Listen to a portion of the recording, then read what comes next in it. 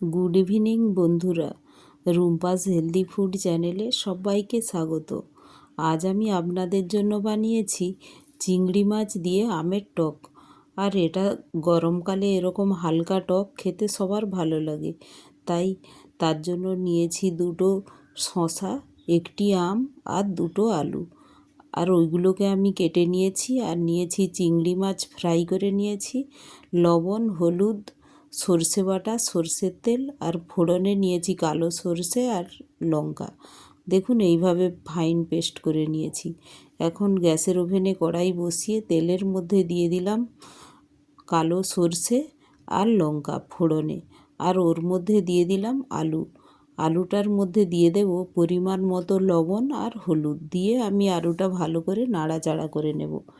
আর সর্ষে যে কোনো টক প্রিপারেশান করার সময় তাতে কালো সর্ষে দিলে খুব টেস্টটা আর ওর স্মেলটা খুব ভালো লাগে। তো তাই ফোড়নে আমি কালো সর্ষে আর লঙ্কা দিলাম।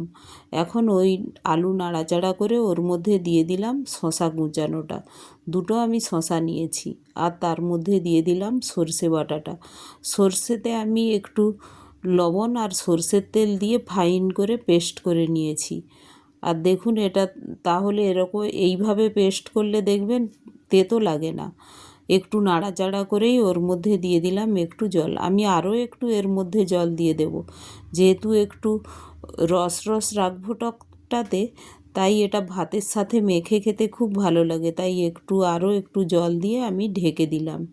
এটা কন্টিনিউ 5-7 মিনিট হতে দেব, কারণ এখন আমি একটু এটা কুক করে নেব, প্রায় 80% মতো কুক করে নেব সবজিগুলো। আলু আর শসাটা 80% মতো কুক হলে এখন এর মধ্যে দিয়ে দেব আমি, প্রায় 80% কুক হয়ে গিয়েছে। তো এখন এর মধ্যে দিয়ে দিলাম কেটে রাখা আমগুলো, সঙ্গে দিয়ে দেব চিংড়ি মাছ ভাজা।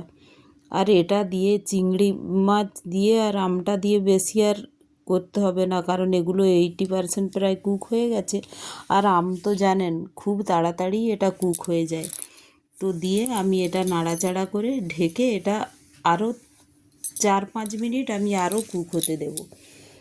আর আমটা লাস্টে দিলাম, কারণ টকে যে কোনো সবজি সেদ্ধ হতে অনেকটা সময় নেয়।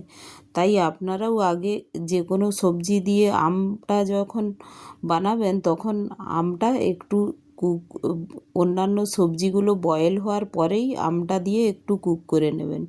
আম কুক হতে বেশি সময় লাগে না, তাই আমটা লাস্টেই দেবেন। তো দেখুন আমার এখন প্রায় সব কুক হয়ে গিয়েছে। তো এখন আলুগুলোও কুক হয়ে গেছে আর আমটাও দেখুন কত সুন্দর কালারটা চেঞ্জ হয়ে গেছে কুক হয়ে। তো এখন আমি গ্যাসটা ঢেকে দিয়ে সবজিটা ঢেকে গ্যাসটা বন্ধ করে দিয়েছিলাম। এখন আমি একটি পাত্রে সবজিটা দেখুন ঢেলে নিচ্ছি। দেখতেও যতটা সুন্দর হয়েছে আর এই রকম কতটা পাতলা হয়েছে ঝোলটা দেখুন। তো গরম ভাতের সঙ্গে এটা খেতে খুব ভালো লাগে। তো অবশ্যই এইভাবে একবার বানাবেন আম দিয়ে। আর আমার রেসিপিগুলো যদি একটু ভালো লাগে তো একটু লাইক, শেয়ার ও সাবস্ক্রাইবও করে দেবেন। Thank you.